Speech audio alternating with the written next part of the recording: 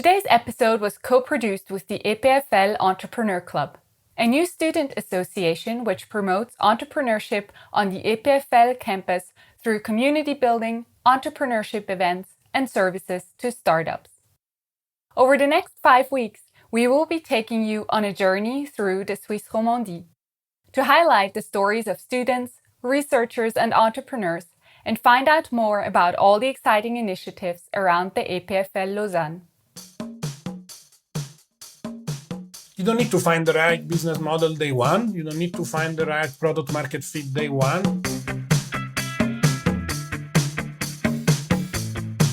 Welcome to the Swisspreneur Show, a podcast about startup stories and hands-on learnings from experienced entrepreneurs. Here's your host, Sylvan.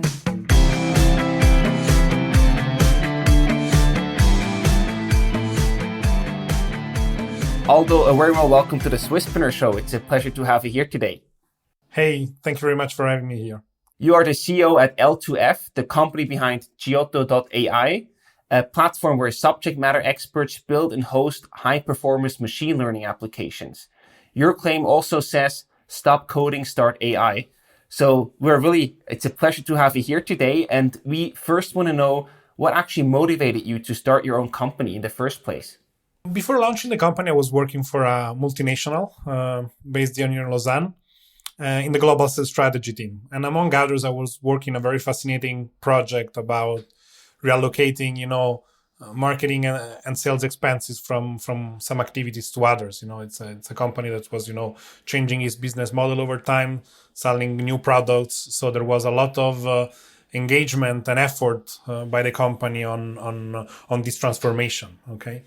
And so I was working on this machine learning project to provide, the senior management with quantitative insights on how to do that, understanding better how marketing and sales expenses work and, how they could be optimized so that the resources could be reallocated into these new products that they were starting commercializing. And so probably one of the first time I had the chance to present to the very senior management of the company, I was there, my model tells me that I should do this and then we should do that and you should, cut 50 million here and, relocate this somewhere else. And the CEO of the group and some senior managers said, okay, so why? Why should I do that? Why should I reallocate this and this expenses, this and this sums that we're spending on these activities in something new?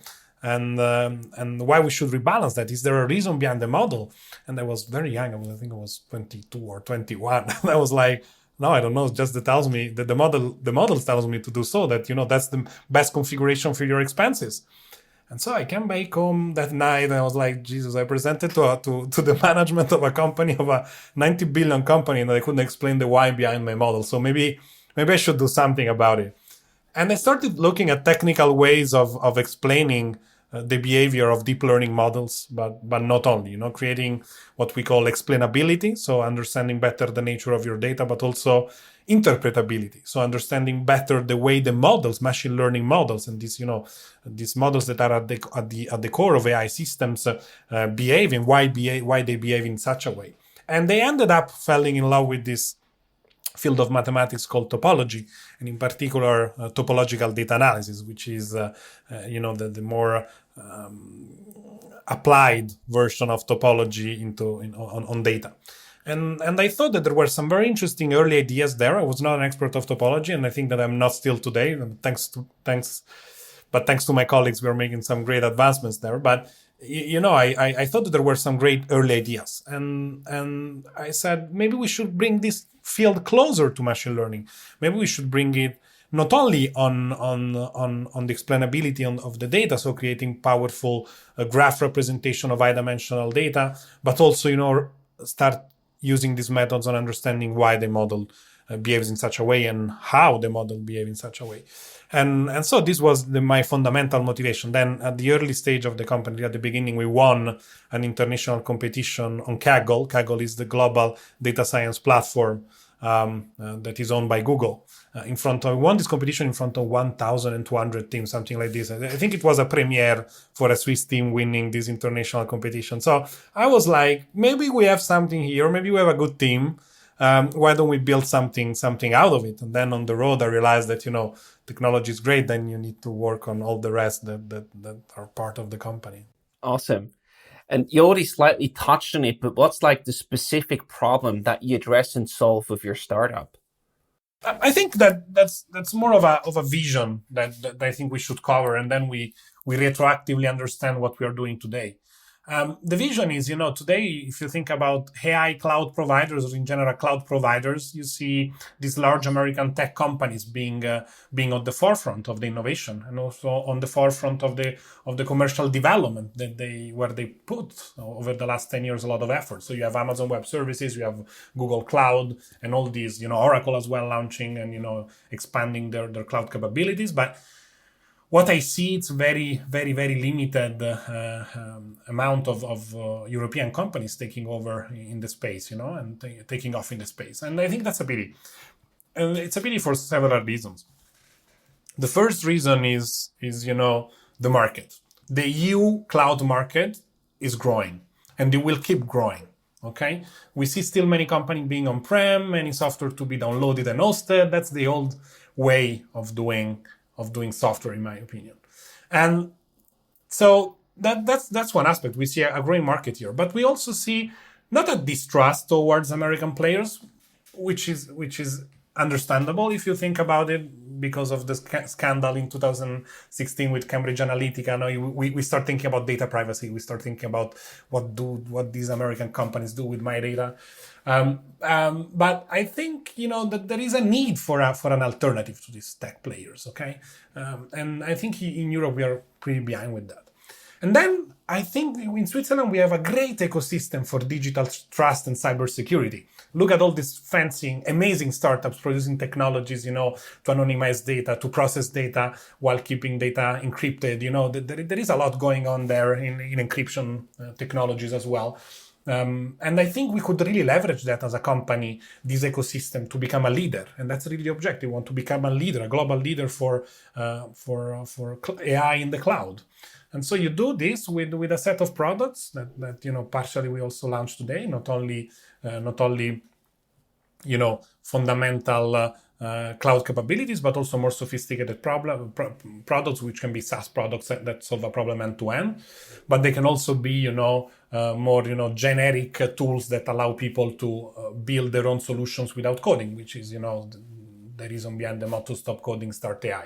And so I think that if you think about the dream, what we do today is start working on that dream. So we start bringing company on a platform that can be deployed on whatever cloud the customer decides to deploy it, and where we can build for the customer application using our pre-built technological components that are based on our proprietary technology. And so if you think the way we're going to be achieving this dream is thanks to two pillars. One is robustness and interpretability driven by topology. Okay, and this is why we started with topology, because there is this missing link to increase the trust in artificial intelligence in general. And the second one is leveraging this Swiss brand and ecosystem that I mentioned before. So if you take these two things and you start looking at what we do today, which is helping customers using our technology on a platform, and start building application for the customers on a platform, I think that we are on a very good track to achieve our dream in the next 10 years. Awesome. And to actually achieve that vision and go and move towards that direction, you also need a strong team. So what experience does your team bring to the table to make that happen?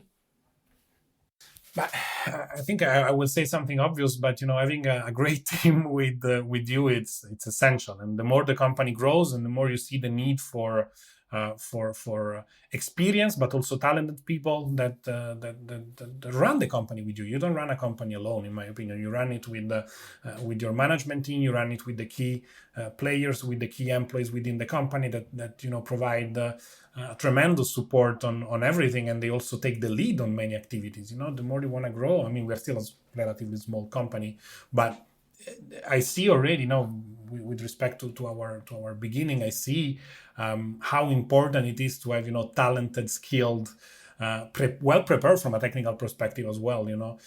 People around you, and experience also play a role. I think it's very important from my limited experience. I see a big benefit in having, a team that has some, very seasoned professionals that bring a lot of value, a lot of knowledge, a lot of experience, and more, young and talented one that want to, take over the world and do everything. I think that you need both sides, and when it's not, when you have only one of the two, it's probably not optimal. At the beginning, we were only young people, and over time we started, rebalancing it, and I saw incredible benefits in doing this. Let's also talk about the milestones. So what milestones have you recently achieved with Giotto.ai? But first of all, we raised our Series A in 2019. It was a 3.2 million Series A, which is always a big achievement for a startup that has this, ambitious plan. You need capital to execute those plans, and I think that was a big achievement for me as a CEO and for the team. But in general, also very important milestones for the overall company, not only for us as professionals and founders, but also for the company. Having that capital allowed us to start working things with a bit more vision, with a bit more investment in key functionalities and products. And so lately we launched a bit this platform concept back in June, and is having a tremendous success. We see many new customers adopting it, both through visual programming, which is the tool where you can build the application yourself, and also through AutoML, which is the product where you can, when we build the product for you according to your needs, on top of the platform that we have already developed and distributed. So that's a bit the milestone, and we see many customers adopting it over the last 6 months, and we are on a track to reach very significant recurring revenue. So we are very happy with that. Perfect. That's the sweet spot where you want to get to. But actually getting there and building a company is also tough and can also have many challenges along the way. So what was the toughest challenge that you actually had to overcome with your company so far?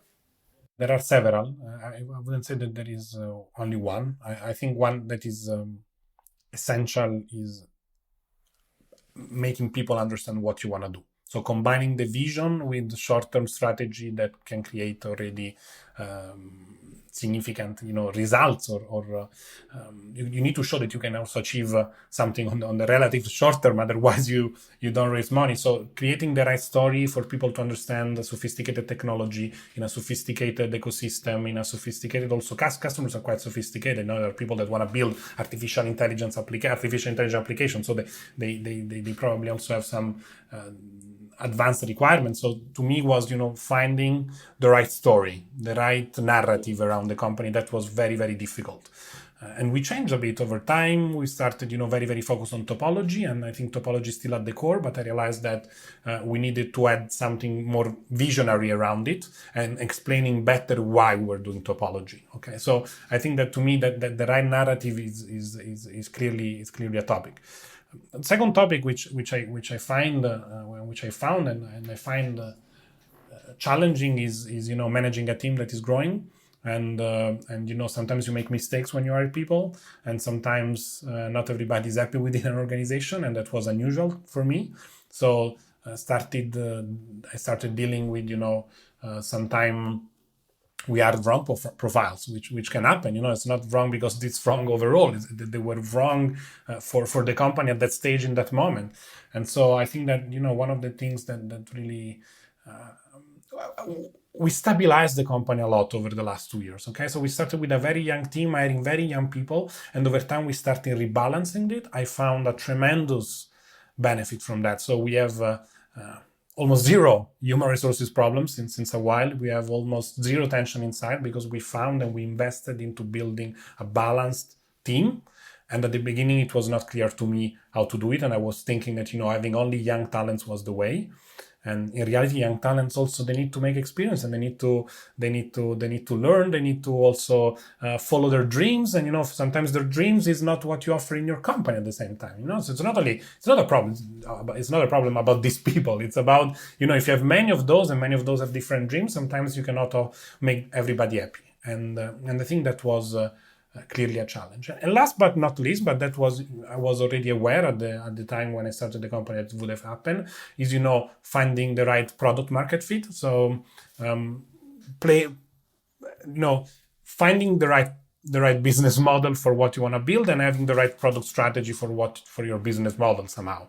So, and I think that was challenging, but was also very interesting, where you learn a lot, and you don't suffer too much from me, to be honest. In particular, if you're aware that is normal.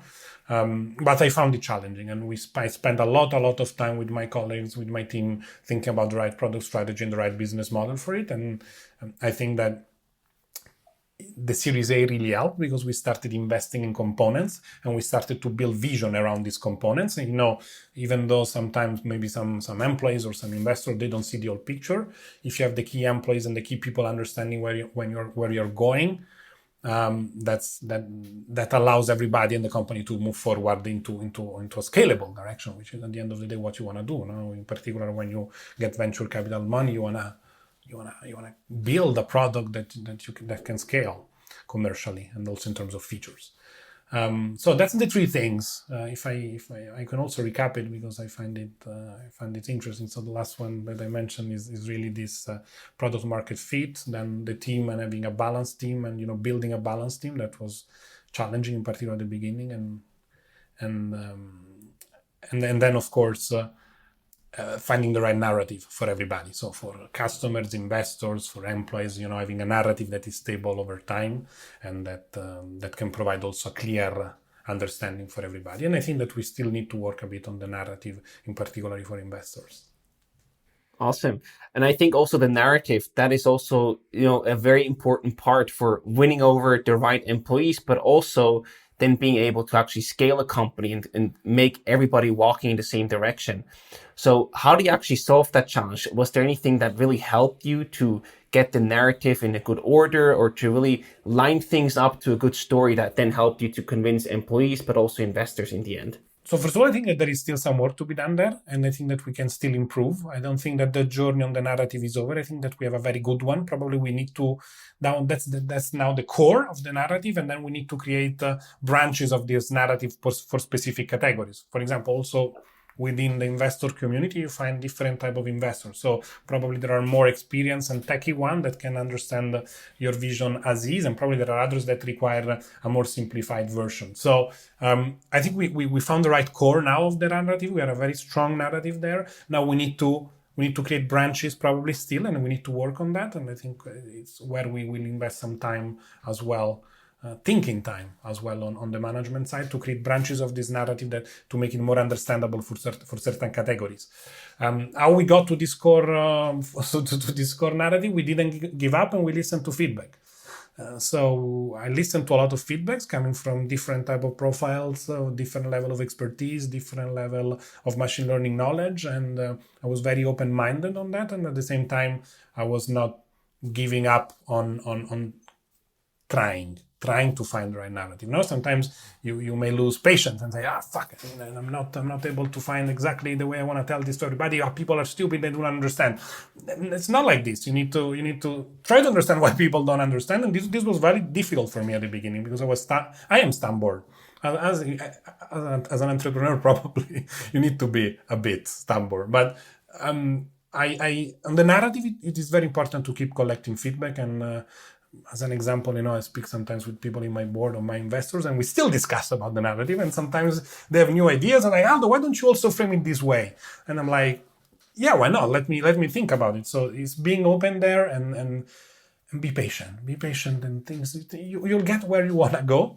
You just need to be patient. Great tips and recommendations here. Let's also talk about tips you would give to any students that wants to go into entrepreneurship today. What comes to mind when you think about that topic?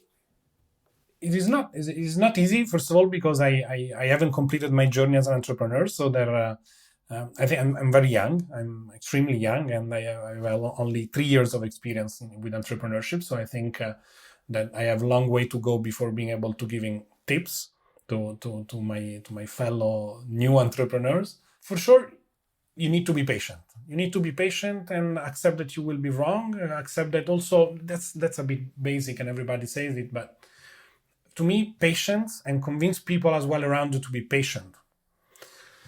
You don't need to find the right business model day one. You don't need to find the right product market fit day one. You will not need to find the right technology that you want to work day one. Then it really varies depending on the technology. If you want to build a new brand of shoes with specific characteristics, probably you can find your story, your narrative, your product market fit very easily. If you want to build, for example, you've done a PhD in a lab at DPFL or DTH on a very sophisticated technology and you want to bring it to the market, probably it's going to be more difficult to think about the right business model, in particular if the technology is extremely new and nobody has never brought it to the market before. So sometimes you copy others when they do the right stuff, but no, it's not always possible. So I think be patient with yourself, and give yourself the time to find the right framework for the narrative, for the business model, the product market fit, and so on, and then find also, in order to do this, you need time. So you need to play with your money right. So either you find investors that allow you to do this journey and take some risk, or you need to, contain your cost a lot at the beginning while you do these trials before increasing your cost. So that's very important in my opinion. So having either someone that supports you, that gives you the money to make big tests. So like, let's build something, let's see how it works. If it doesn't work, we fine tune it. Or if you don't find this money right away, you need to keep your costs as low as possible and try and make these trials and make these tests so that you can mitigate a bit the risk of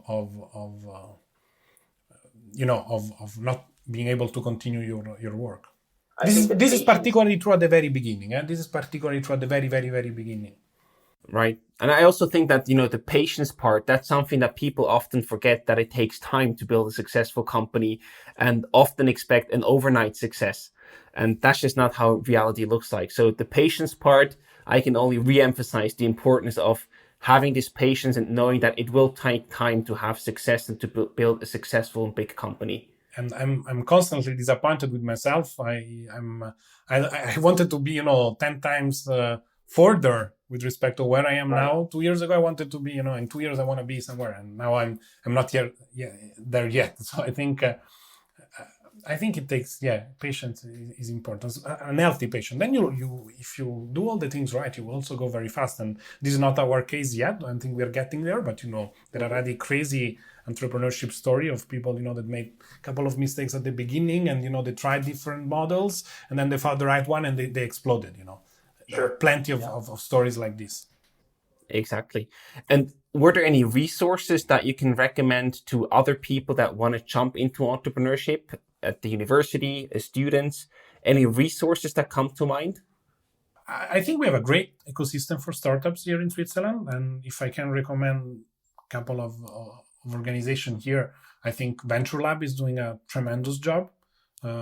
Really impressive, both with Venture Kick, really to support the initial months of life of the company, and bringing a company from conception to company, and they also support you later with introduction to investors, to exploring markets. So I think that they have a very, very great added value that they can bring to companies. I also started a research project with InnoSwiss 2 years ago, and I liked it very much. There were some, at the beginning we suffered a bit because it was new for everybody. It was new for the math faculty at the EPFL. It was new for us, and then we found the right balance and we found the right way of bringing this forward. And I think that if you know how to manage it, it's incredible. You have very, very talented postdocs working on the project, and you have the support from experienced professors in these great institutions we have in Switzerland. So InnoSwiss and Venture Lab definitely to be taken in mind when launching a company. And we already heard about your vision, so we know where you are going in the long-term future, but we also wonder, what can we expect from you and Giotto.ai over the next 12 months? What do you have in store for us? We raise new funds, and hopefully that's going to be the beginning of the growth and fast scale-up phase of the company. Now we heard a lot about your company, but people are also curious to learn more about you as a person. So we have 3 additional rapid-fire questions. And I just start with the first one. What's a surprising fact that people don't know about you? I don't even have a bachelor.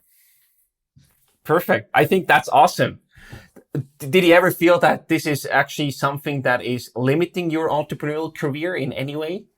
Not for the time being. And, I'm surrounded by people that, combined probably they have 200 years of studies together. So I'm very well surrounded. Both the CTOs and my co-founders are just incredible from a technical standpoint. So I can, when I find myself in the position where I don't understand something or I don't have a strong intuition, I can always leverage a great, talented, and also knowledgeable team. So that's how I do it.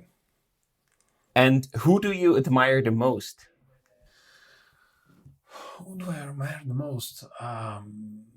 That's not an easy question. Do people from books count? I mean, people that didn't Sure, yeah, exist. of course. Joking. I really liked the character of Siddhartha in the book from Hermanus.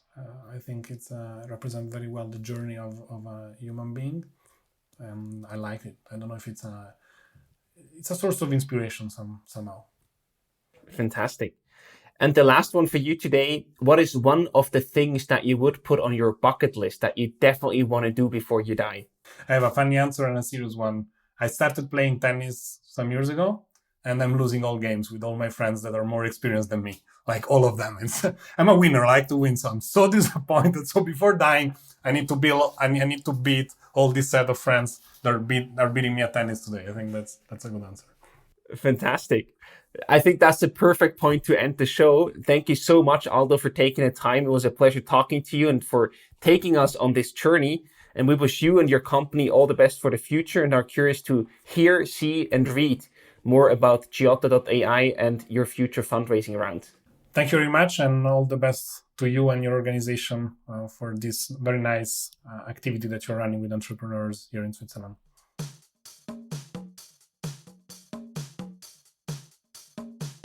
We hope you enjoyed today's episode.